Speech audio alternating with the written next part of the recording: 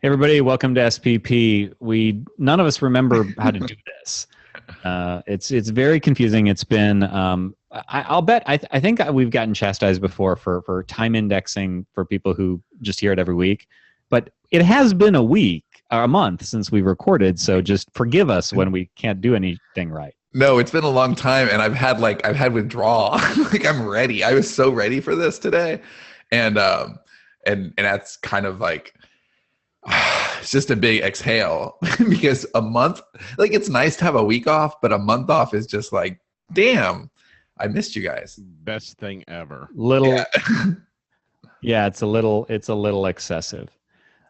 So today our guest is going to be Chris Fox, who's here already. So you're SPP OG enough that Chris, you why don't you just join us for something cool in our preamble, and we'll. Yeah, if you're here early, you have to give us something cool. So get ready for something cool, and hopefully it's Dave wearing something sexy. No, he can't hear us, so it works out. I don't know. He's off there doing something. Whenever you hear us, Chris, just holla. Okay, Dave, you can start with your something. Look how intense he is over there. Dave, you had a month to come up with something cool. Did anything cool happen in a month? Fortunately, one thing happened. One cool thing. One cool thing in a month. That's not too bad. Was it you almost going blind? Was that the cool thing? No. Oh, I had jokes on that. We'll save that for the next joke. No, my something cool for this week or this month, whatever, is the movie A Monster Calls. Absolutely beautiful movie that might be in theaters for a week, maybe 2 weeks. I don't know how long it's going to be in there. I mean, 2 weeks. I'm not that. I'm not that optimistic. Opening week in my movie theater, it was in the smallest screen with like 50 seats in it. The seats are torn. The projector. Before the film even starts, there's like these lines on the screen. It's like in the worst. It's like it belongs to another theater that they just borrowed it from. So that's where it is opening week, and I was the only one in there. Oh my goodness! You were literally the only one? Really? Literally. And by the way, I love that. I love being. I do too. That's happened with me once. But I feel bad because I want this movie to do well. It's just so beautiful, and it's without getting too spoilery, it's about a kid whose mother is dying. Wait, and you like this movie? Right? It's about a kid whose mother's dying, and he's absolutely devastated. And he one night he is just drawing a monster, and it comes to life outside his window. They're somewhere in England, and the monster comes to his window, and the monster basically says, I'm going to tell you 3 stories, and then you're going to tell me a 4th, being your truth, something the kid is hiding. So the movie, like this monster keeps coming to the kid at these moments in his life, and the monster then tells a story, and the stories are like animated, and they're like fables, but they're about something that happened to the monster. And the way the movie pieces it all together and just... it's absolutely beautiful. The only negative I'll say about the movie is every trope that you might imagine would be in this movie was in it. It was the most predictable movie I think I've ever seen. And I don't ever? Well, close. And it's not necessarily a bad thing, but I mean, the kid was bullied, and like everything you think is going to happen happens. And maybe it's just because it's like my kind of movie and that's what I would do. I don't know, but I loved it despite that. And it's absolutely beautiful. The most predictable movie I've ever seen is that movie about Lou Gehrig where he ends up getting Lou Gehrig's disease. The worst. Yeah, when I saw that trailer the first time, Dave, I was in the theater and I'm like, oh, Dave would be so bona fide by everything about this movie. It really was like written for you. Yeah, and if I had written down a list of the things I thought might happen in the movie and checked them off, or maybe did a drinking game, I would have been drunk by the time like halfway through the movie. Oh, who wants to see Dave drunk? That I'd pay money. Johnny, you have something cool? Well, I feel like I want to do another Chris Fox check-in because he looks like I saw him smirk at the last thing. So I'm thinking he might be able to hear us now. Chris, how you doing over there? Not too bad, and yeah, I can hear you. Okay, excellent. So you're on the hook for something cool because you came in early, so you got to come up with something cool. Damn you it! have to do it right now. You have Johnny, then Sean, and then you. So you got. All right. Well, I know what Tammy wants me to say is my something cool. Oh, okay. Well, Tammy likes to boss us around. You do that. You join the club. That's why we love her. Tammy's fun. She uses we more than anyone in the company, and I love it. Like it's like she's just owned Sterling and Stone. She's like, we do all this stuff, and we're gonna do this. Push us out. It's a matter of time. Yeah. When did the company become called Tammy and Stone? When did All right, so I'll do my something cool next. I actually wrestled with Sean for this one a little bit, but I knew that he had something else that was cool that I knew he was already going to take, so I wrestled it away. It's been a month. I've had so many something cools. Of course you did. It's been a good month. Like endless something cool. All the things are cool. My something cool is also a movie, and it is a surprising movie, although not surprising to anybody who got the Relman Sands email yesterday, I imagine, and it is La La Land. I saw a trailer for that when we were watching. Dave's laughing. Shut up, Dave. I had exactly the same reaction. Not laughing, but I was like, that doesn't look like my kind of movie. I saw it as a trailer for, I want to say before, I don't remember, something we saw. And I was just like, it just looked like this real little kind of production and whatever. And it was a musical, like looked like Singing in the Rain. And I was like, nah, that's not really my movie. And then Sean was like basically beating off about it. He was like, this is the best movie ever. And during it. And during it. So I went to see it. Like I was immediately like, okay, well, we have to go see that.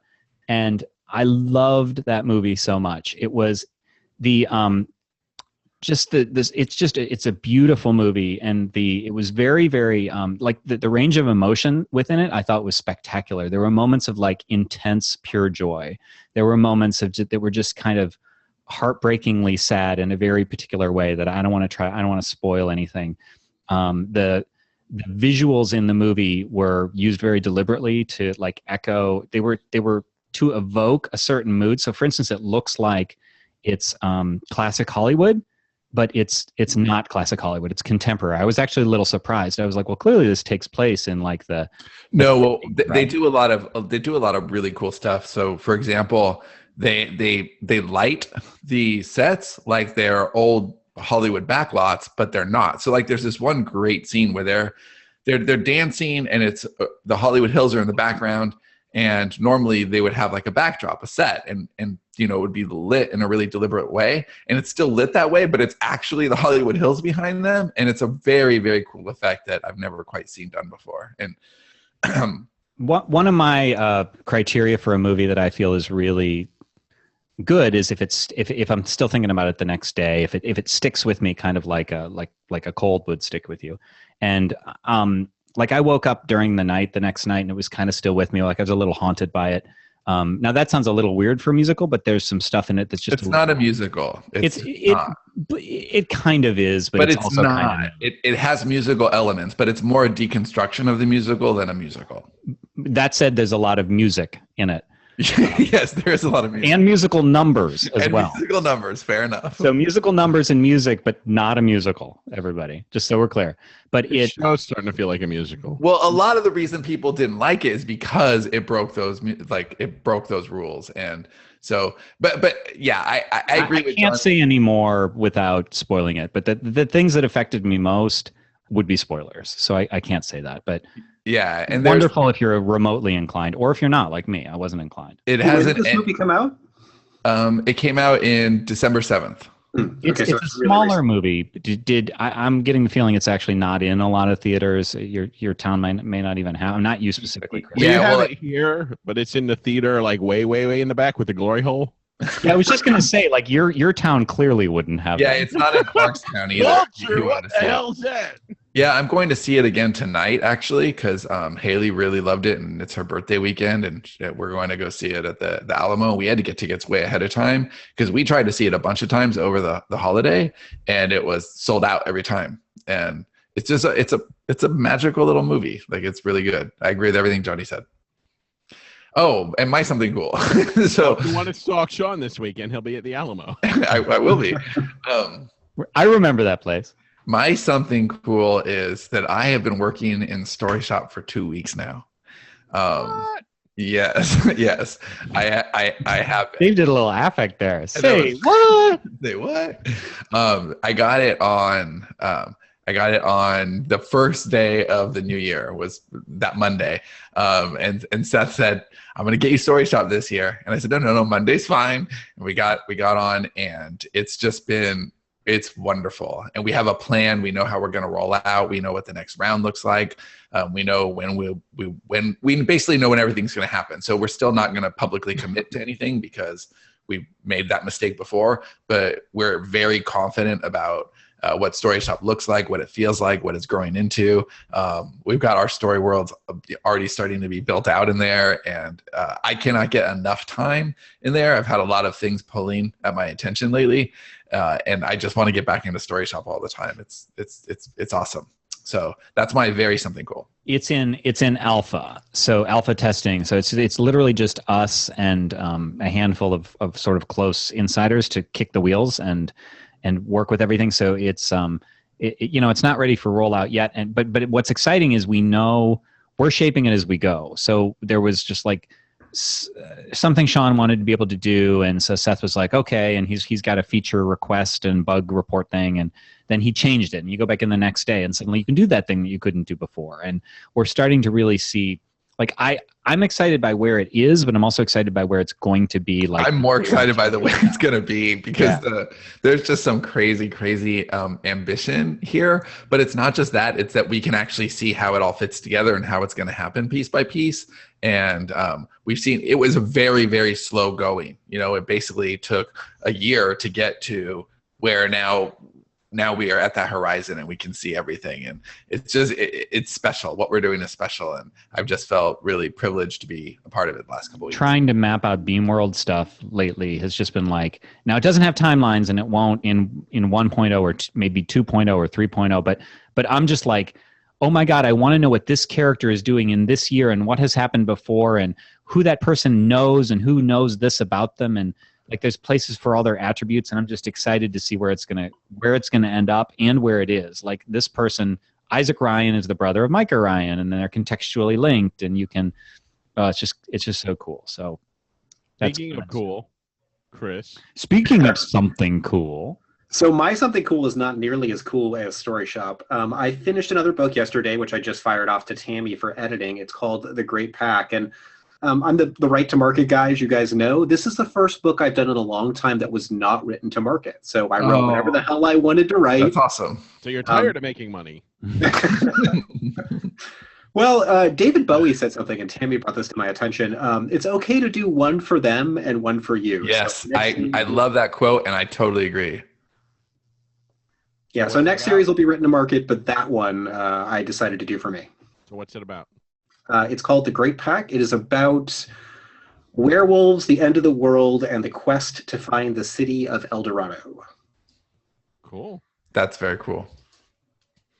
Wow, awesome. So I'm just interested that it's like it's got two market elements in it, but you jumbled them so that it's therefore not to market, right? Like, it's werewolves to market, but when you suddenly are bundling in the Lost City and stuff. Yeah, my first novel was No Such Thing as Werewolves and was not written to market at all, doesn't fit into any genre, and this is the fourth book in that series. So a lot of people told me, don't go back to the series, you're not going to make any money, it's not written to market, but I really enjoy writing it, so I figured, what the hell, I'll fire off another book for it. I'll probably sell a few thousand copies. I'm going to make them like it. No, I just love the something for me, something for them. Like, we call that the Spielberg model or the Soderbergh model. Mm-hmm. Soderbergh is very good at that. He'll make Ocean's 11 and then go make, I can't even think, Full Frontal. I think he made after Ocean's 11, which I think maybe 12 people saw, and I was one of them. I was alone in the theater that day. So, I totally get the one for that one. If you're at my theater, there'd be like one person sitting right behind you. Why do I not have the sound effect about Dave talking about who hasn't been alone in a porn theater touching themselves? I don't know. I missed the sound effects so much, though. Yeah, I got to get a soundboard on my computer. So, speaking of Story Shop, everybody who isn't already in on it is fucked, right, Sean? Like, nobody forever. Yeah, we're never going to open the doors again. Actually, that's not true.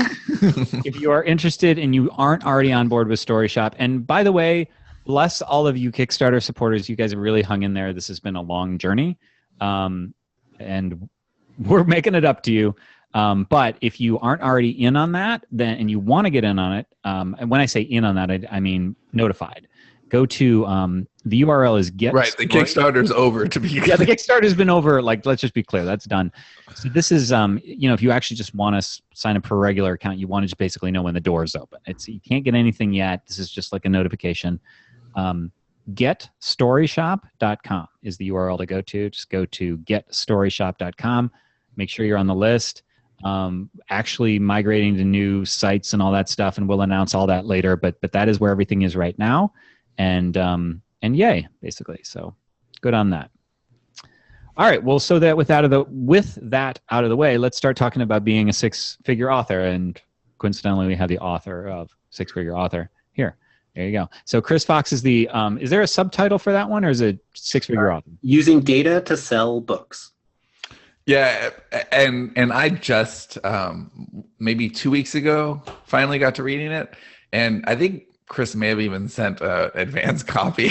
Like, lots to do. I didn't get around till the holidays, but seriously, it is fantastic. It is maybe the best indie publishing book I've read in, I don't know, a long time, over a year. Like, it was really, really good, and I think that I also like that like Chris fully knows who's reading. He's like, look, most of you aren't going to do shit about shit, but the ones who are, awesome. And I wrote this for you.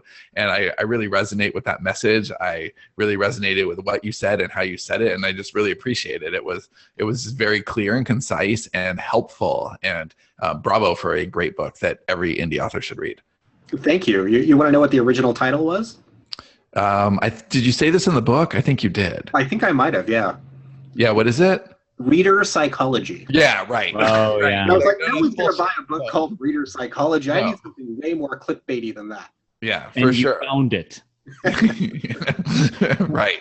And I think that that's really intentional. There's like, it's all meta with Chris. Like, it's a two market book in the series. And it's really, really good. But I love most about it that it really breaks down this thing about the amount of readers you need on your list, because it's so about that, not about that. And I think that a lot of authors treat it like an arms race. Like, you need to have this big giant list, and you don't. You need to have a targeted list, and you need to, really get the right people to buy your books at the right time. And we can talk all about that, but just ahead of time, I want to say thank you, because you lit something for us that we've been talking about since reading that book. And that's that we never gave a mind to our conversion rate. And so we talk about our books all the time on the show and drive curiosity for people who aren't necessarily going to go buy those books. Right. So we go, what is that? That's my cat. Oh, awesome. Dave has those sounds, but they're from his face. No one's torturing her. She just wants me to open the door. I thought someone got out of my basement. There you go. We were sending traffic. I have a detailed story about this I can tell later in the show if there's time, after Chris has explained sort of what this is all about. But reading Six-Figure Author and thinking about that, and of course having Tammy on our team, who is a real Chris fan and worked with Chris, has been like, she keeps beating the same thing too. I think that there's this notion of, and I don't want to steal the mic much longer here, but like, we have a list of X, and maybe 1/20th of X, those people might be interested in this specific book.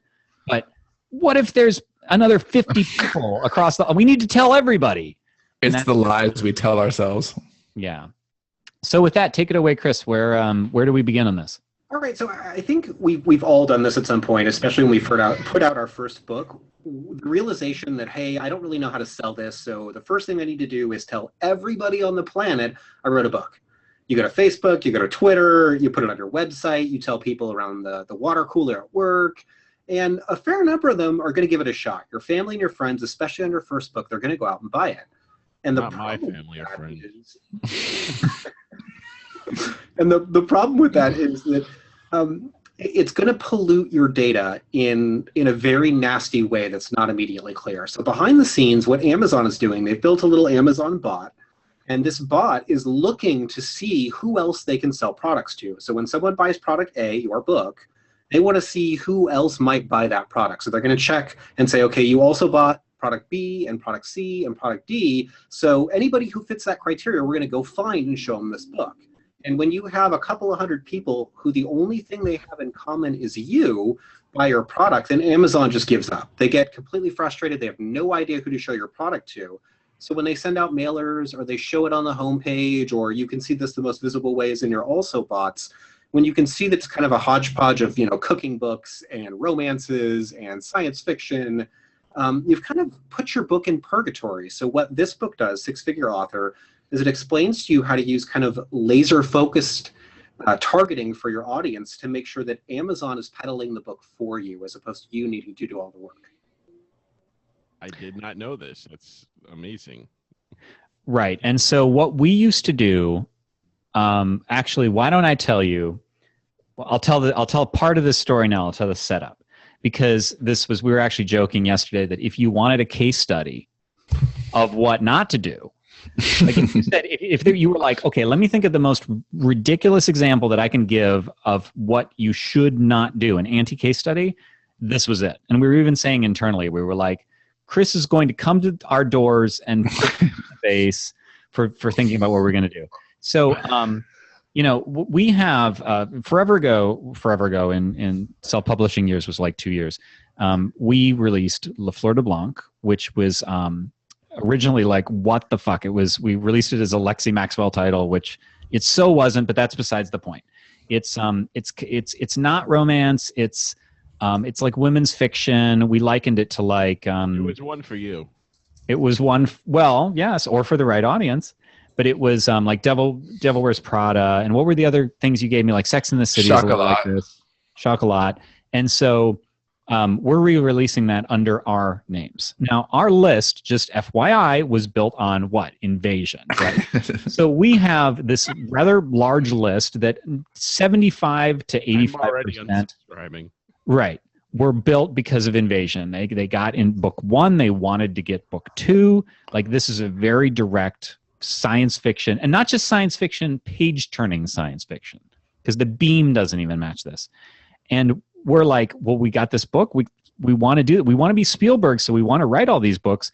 And there's got to be some people in that audience who we want to tell about. So, like, around this time, we're starting to think like, okay, well, we can't just tell the whole fucking list about the re-release of La Fleur under Platt and Truant. Like, there's no way. That's the worst idea ever. And so I won't tell you all the things that we've started doing, because I don't want to steal this, but that was very much on my mind just this morning about how do we make sure the right people go to that page and the wrong people do not go to that page. One of the things that I'll be doing for my next release, the Great Pack that I was talking about earlier, I have like 6,500 people on my main lists right now, and only about 2,000 of those people will even hear that book exists. The other 4,500, I will never let them know that this book came out of fear that that's going to pollute the algorithms in a way that is very counterintuitive. Okay, but see, and you just use the word fear, right? I think the opposite is true for most authors. They fear that if they don't tell everybody about their book, then they're not going to sell their book because they're not sending that traffic. But what you're saying is that if you send the right people, it's not a numbers game, because Amazon wants to sell those books. They just need to know who to sell them to. And if you're polluting the data, then they're just question mark. Exactly. I mean, they have a huge, huge division, and all this division does is work on data science and trying to find out better ways to compare the millions upon millions of sales they have every day to figure out predictively who's going to buy the next product. So if you can get really targeted on what you're feeding them, if you show them, okay, this person is the perfect version of somebody that I want to buy the book, this sci-fi reader who's into all the TV shows that I know that I want them to be into, and they've bought all the books that are similar to mine, if you can show that to Amazon, then they're going to peddle it all day long. Right. What I think is really important here, and Chris has already said this, and it's certainly in the book, but I just want to, because this was kind of like, this is a little clarification that I think makes this really different for people. I think that it's easy to say, well, you want the right people to buy your books. because you want clean also bots and all that stuff. But in Six Figure Author, one of the things Chris says is you really just need this small pilot group to sort of, it's like stoking the fire. And if you send the right people to buy your book, then Amazon takes over. And that's kind of the missing piece here. It's not just like having clear also bots so it's visible. Like the idea of sending a highly targeted small group is how you kind of ignite Amazon's ability to sell to people who don't even know you yet. Right, and you just can't be afraid that your number is too small, because you can grow with every book. Even if you only have a few hundred people on your list, that's not going to be that way forever. You just have to write, publish, repeat. Just get out there, do it again, and you'll grow for every time you mail, every time you do it. But it's just not mailing the whole list. It's that segmenting. Chris, how did you decide which 2,000 people got to see it? Like, what was your differentiator? So I now have tags on everybody on my list that says what they're into science fiction, into post-apocalyptic, into books for writers, and I'll let people know based on what tags they've selected. And when I announce a book for the first time, I'm only going to go for the pure audience. So I want the people that are passionate fans about whatever the topic is. So when I put out my next science fiction book, for example, I'm only going to tell my Void Wraith trilogy list, hey, this is out there. And then once the also bots are populated, once Amazon is doing its thing, then maybe I will gently trickle in the other lists and let them know about it. But it's really figuring out who your market is and only alerting the people on your list that match that market. So you're letting them self-select. Exactly. Mm-hmm. Okay. Do you have a separate list for your fiction and nonfiction? I have 4 fiction lists and 2 nonfiction lists. Okay. Yeah, and that's what you have to do. You have to do that. Now, what's the difference in your 2 nonfiction lists? So one of them is just people who have bought one of the books and signed up through the front or back matter, and the other is the group of people that have signed up to my YouTube channel. So the people that signed up to the YouTube channel, they're cool with getting emailed 4 times a week. The people who signed up on the book, they only want to hear about a new book. Yeah, I got it. That makes perfect sense. Okay, I have 2 questions real quick in the Q&A. One I just need clarification on. Vic asks, is it possible to get books out of purgatory? Not quite sure what you mean there. Just a little bit of clarification. And then I missed the name of Chris. Books that were launched incorrectly and hence have polluted data. So a relaunch, right? And the name of Chris's book is just Six Figure Author. Yes, and that is what Vic means. So let's say do you want to talk Dead City, Johnny? Oh. Yeah. So I don't know if you heard us talk about this, Chris, but we incorrectly launched Dead City. We tried to launch it. First of all, we did it wrong on 2 levels. First of all, we tried to launch it to our list, everybody who is an alien invasion list, and second, we tried to launch it specifically, like within that nested was zombie people, because that's who we thought the audience was, but it's actually probably better marketed to a thriller audience, and then it happens to have zombies in it rather than a zombie book and it's an atypical zombie book. And so we had a crappy launch, and we are going to relaunch that, and so that's what Sean's talking about. I don't believe it's ever too late to get your book out of purgatory. I think that it can be difficult to do, and it can be costly. Jesus Christ, Kat. It's always going to be possible to do. The question is, how much time and resources do you want to put in? The easiest way, if we're talking about Amazon, to do it is to release a new edition. You're going to get yourself a new ASIN number, which means it's a new product. And as far as Amazon's concerned, it's brand new and has nothing to do with anything else really that you've released in the past. So if you were to put together, let's say, an omnibus, and you're going to put it out for the first 3 books in a series, then that omnibus, you have a brand new chance to perfectly target the audience that you get that in front of. So my next book is going to be called Relaunching Your Novel, and I'm going to experiment with my own series and see if I can get the books that I first released a couple years back out of purgatory. So how would you recommend, and we'll be the hopefully positive case study for this, but so how would you recommend if we've decided that Dead City is a thriller, we're going to give it a more thrillery sort of cover and blurb and all that stuff. So with our existing list, how would you recommend we weed out, sort of who are the people that should go to and then launched them? Do you guys have any other pure thrillers on that list? We have not segmented basically at all. The first thing we're starting to do is this small subset that I was mentioning before. I wouldn't use your list at all. You would just start over. So how would you reach those people? I'd use a mixture of Facebook and Amazon advertising, and this doesn't have to be a lot of And advertising. this is assuming it's select, right? No, Oh, that's that's right. no longer a requirement for you to use Amazon ads. So as of today, you can now, even with a book that's not in Select, set it up with advertising with Amazon ads. But you still think you can get the reach and the velocity if you're out of select? I mean, I understand that the ads are still fine, but doesn't the strategy, like, isn't it kind of dependent on that momentum? I do think it needs to be in Select just because you're going to get so much more traction. The voracious readers, the people that are reading a book every single day, almost every last one of those people that I'm running across when they email me, they're in Kindle Unlimited. Right. I really want access to those readers. So for a new launch, even if it's just for the first 90 days, I would consider putting it in Kindle Unlimited for that reason. Can you talk a little bit about conversion? Because this was kind of an aha as well, conversion on the page. Yes, and the best way I can explain how conversion matters is Andy Weir's The Martian. I think we're all familiar with that. You guys have talked to him before. Andy Weir came into Amazon not really knowing what he was doing. And when he listed his book, he told his list of something like 10,000 rabid, hardcore sci-fi fans that he was putting it up. They had asked him to create this ebook. And so when he did that, they all went to Amazon and bought it, which told Amazon, oh, people who are hardcore sci-fi fans are going to be interested in this book. And they showed it to a bunch of them. A bunch of people bought it, which means they had a high conversion rate. So they showed it to more people, and a bunch of them bought it, and so on and so forth.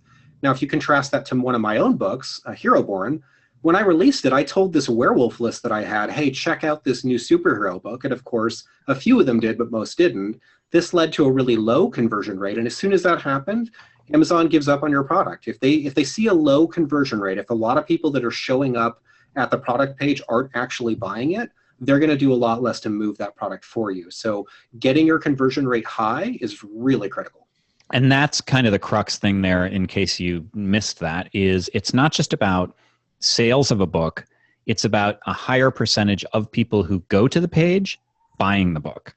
And so one of the things that we're experimenting with in certain circumstances is, and I won't go into tons of detail on this, is usually more friction is bad. So if you have to make somebody click 2 times to get to something and you could do it in 1, like, you're going to lose people.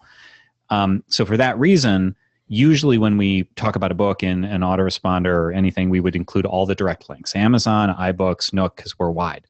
However, what we're going to do when we're worried about list pollution and conversion is link to the landing page on our site, because I think that there's a lot of curiosity traffic. So somebody who isn't right for Le Fleur de Blanc might be like, well, I'm curious what these guys are doing. So they click over to Amazon, they read the page out of curiosity, they look at the cover, and they go, okay, well, that's interesting. I wasn't ever going to buy it, but interesting. And then they leave.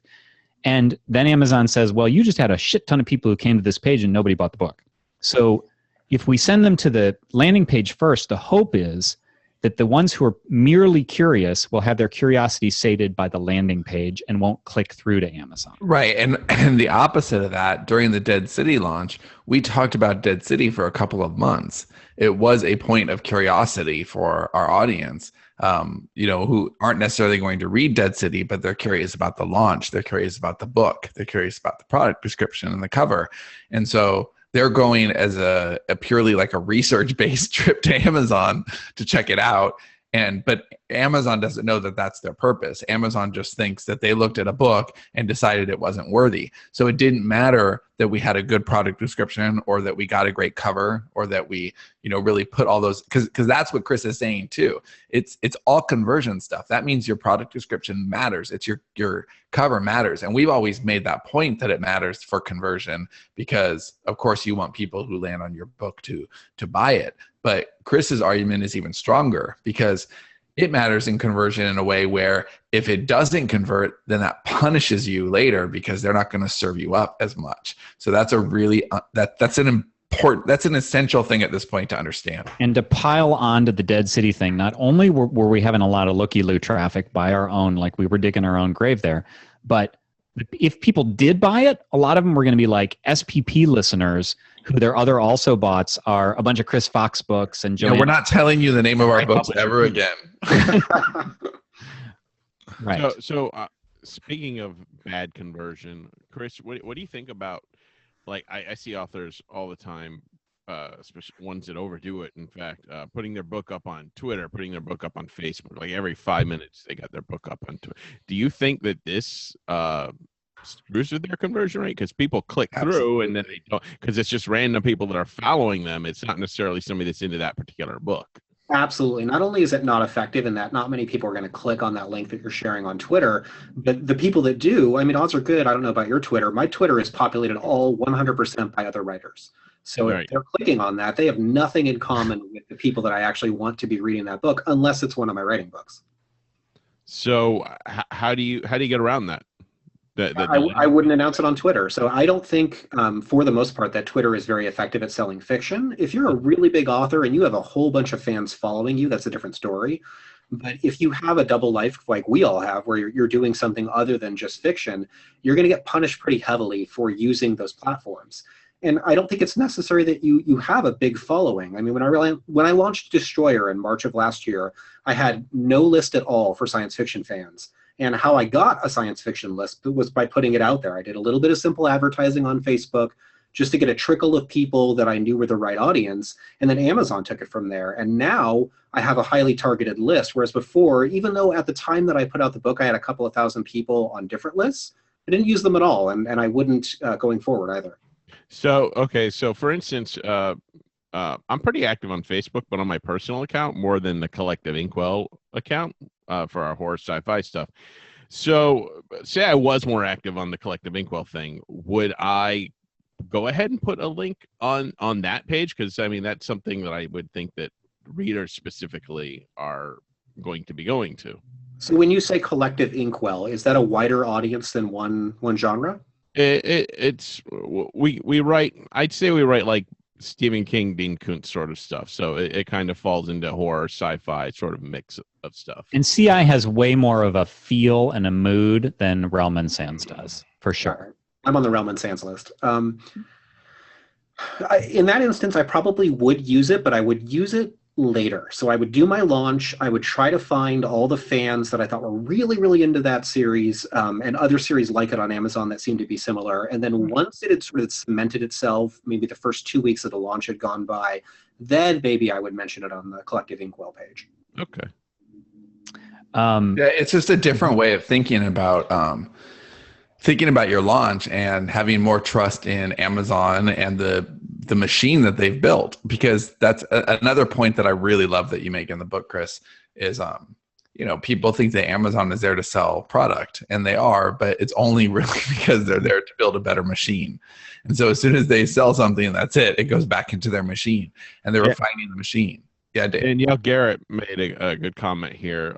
Or those of us that compulsively check our own reviews, sales ranks on our own books. Oops. Now, what about that? What about somebody that's clicking on their own? Well, I would say that Amazon is smart enough to know that it's the same visitor over and over and over and over. So I think you could do the damage once. I don't think you do it again and again and again. I think that's smart enough to know.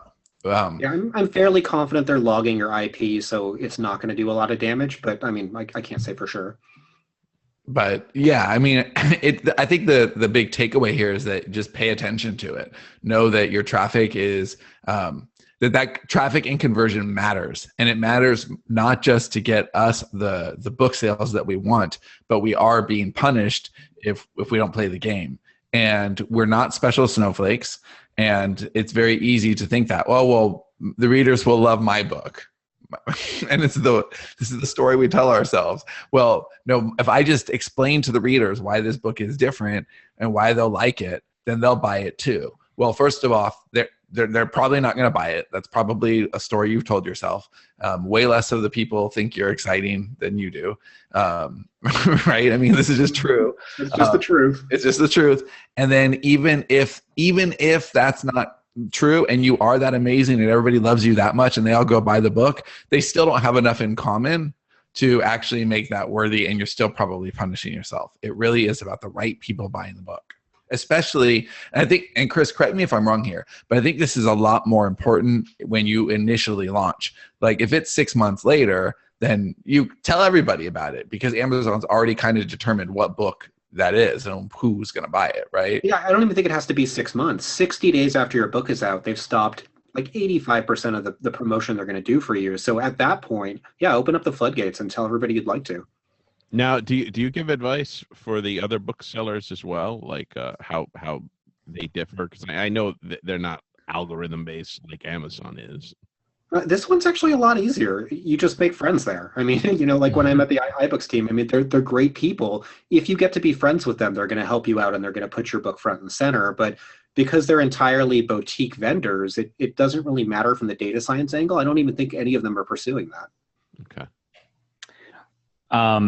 One of the, I just had this discussion with Christine this morning. It's funny because I expressed a fear, and Christine said, "Get out of my head. This could have been a conversation with myself."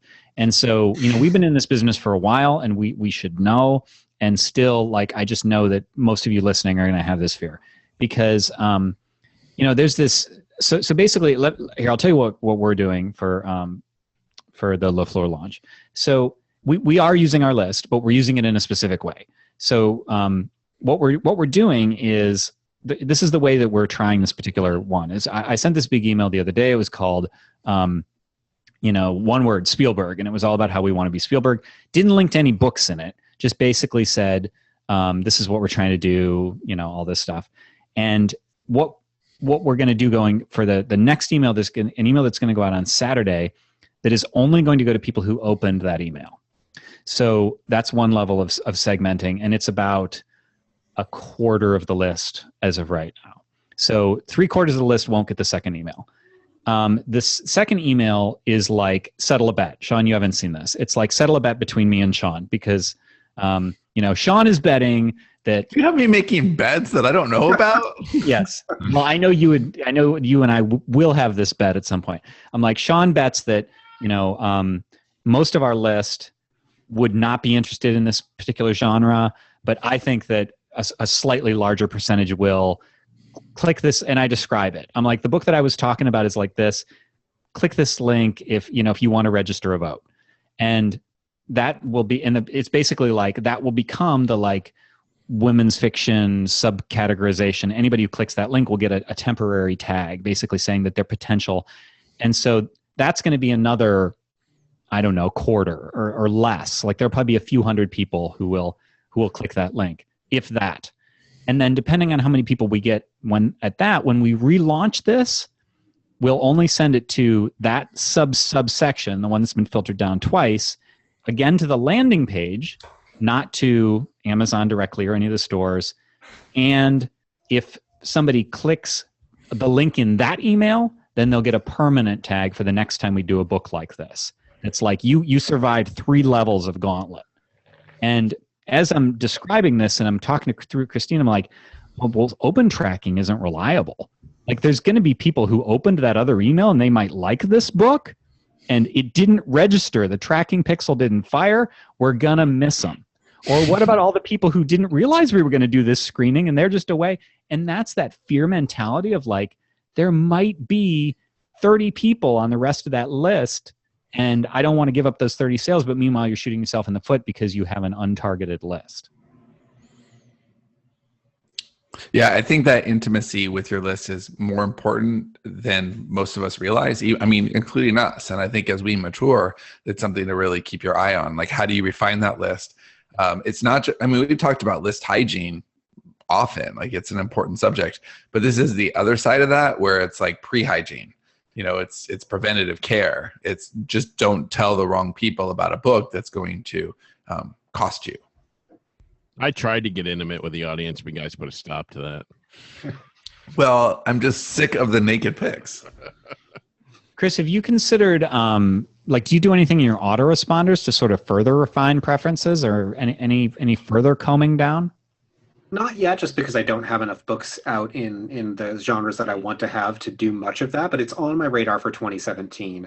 I might even move away from MailChimp, which I've loved to date, just so I can get a little bit better at segmenting and tagging and decision trees for if you clicked on this, then maybe you'll like that. So it's an area where I feel I'm a little weaker than I should be. You're clearly a really forward-thinking author. entrepreneur. What do you see the landscape like for this year and next year? Like, where do you think things are going, and where do you think? Because I know you're big on Select, and how long do you think Select will have a foothold? And do you think that wide Select? What do you think that argument's going to look like 6 months from now? I think that for the next 6 months, it'll probably hold true that as a newer author, maybe going with Amazon exclusively in the short term is a better way to go. But I'm waiting for the other shoe to drop. We see more and more competition, more and more authors are coming into the field. Amazon's making some interesting moves where they're disallowing things like multi-author box sets. And seeing their attitude shift, I'm not sure what they're going to do. And they can, at any point tomorrow, they could decide, hey, you know what, we're only going to pay you 50% instead of 70. So barring any big shakeups like that, I would say in 2017, we're going to see a lot of the same. You're going to see Amazon get better at selling products. I think maybe Apple's going to start realizing that data science is a little more important in that regard than they do currently. So hopefully they'll start narrowing the gap.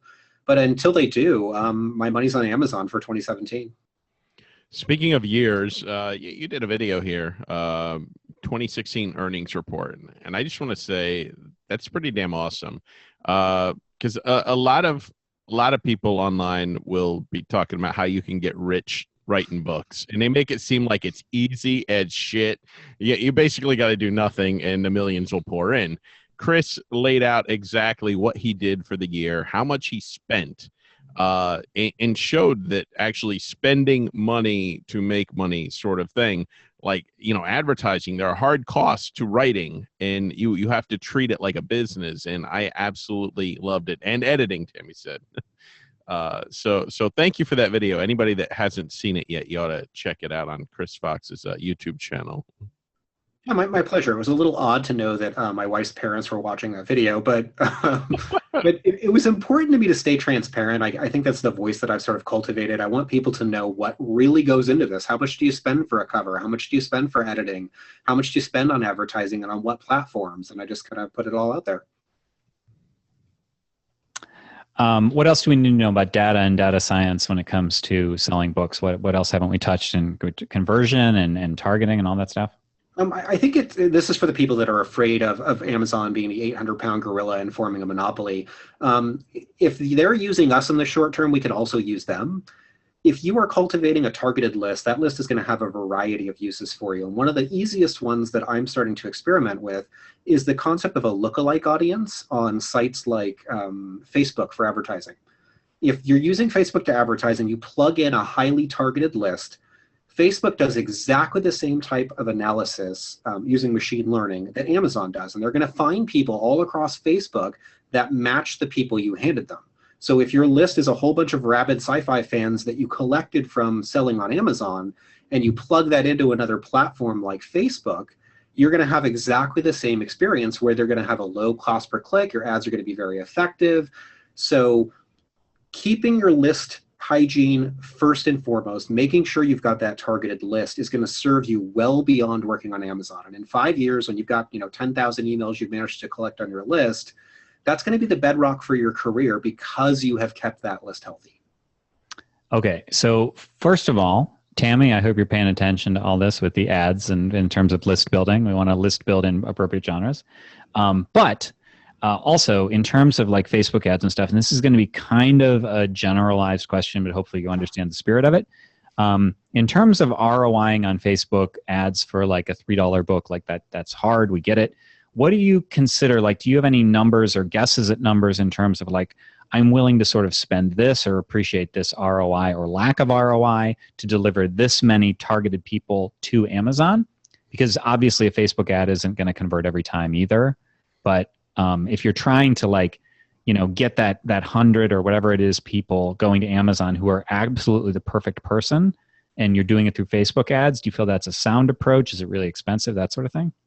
It is really expensive. It's very difficult to target on Facebook. I do it anyway, and my acceptable loss is about 400%. So if I sell enough to pay for 25% of the ad, then it was worth it to me.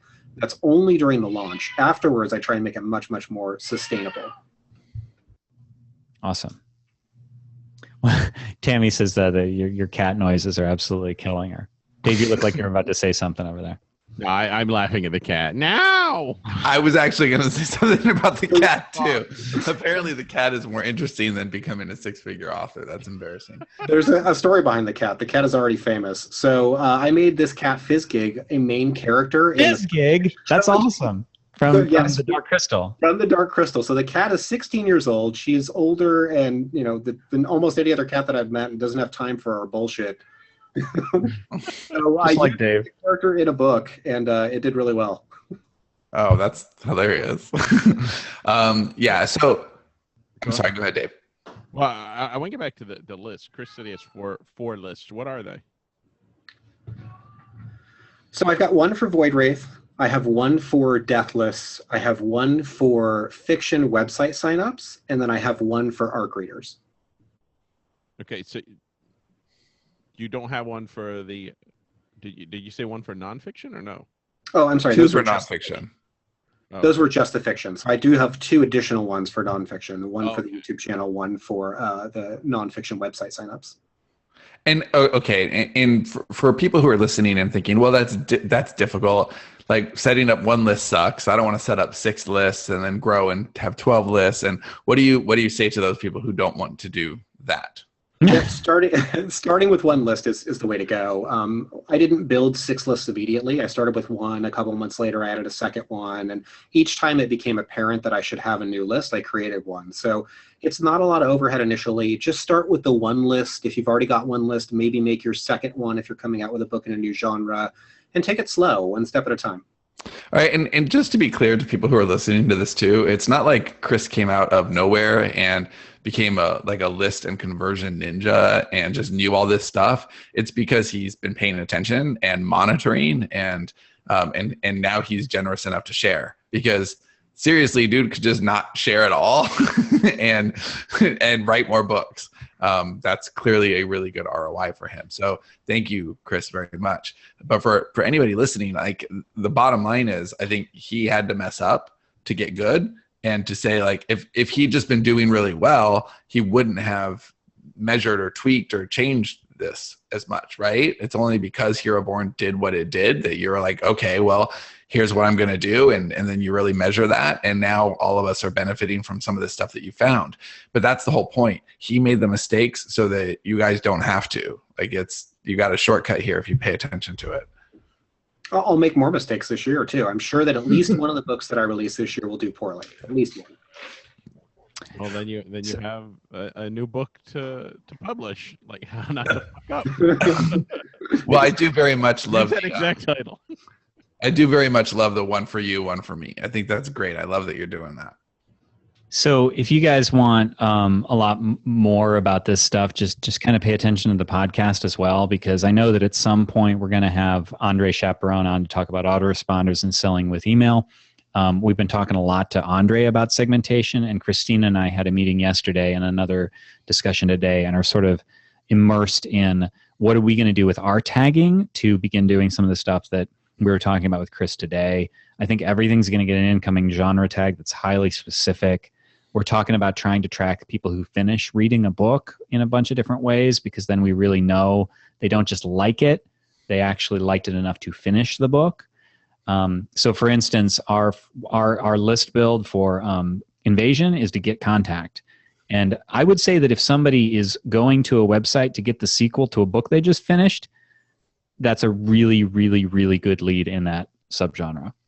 So anyway, so stay tuned for that. And in the meantime, also definitely pick up Six Figure Author. Sean and I both got it on audio, and it's a quick listen, and it's invaluable. So for sure. We had a question from Beth Farrar. When does the relaunch book come out? I'm going to guess March. First, I need a little more data. So I'm going to relaunch my own series. We'll see how it does. I will document everything I can, and then I'll throw that into a book and put it out. Anybody want to wait on the Dead City relaunch? All right. So thank you for joining us, Chris. Awesome as always. Go to. Thanks for having me on. Thanks for listening to my cat. Would you, ChrisFoxWrites.com? ChrisFoxWrites.com is the hub for pretty much everything.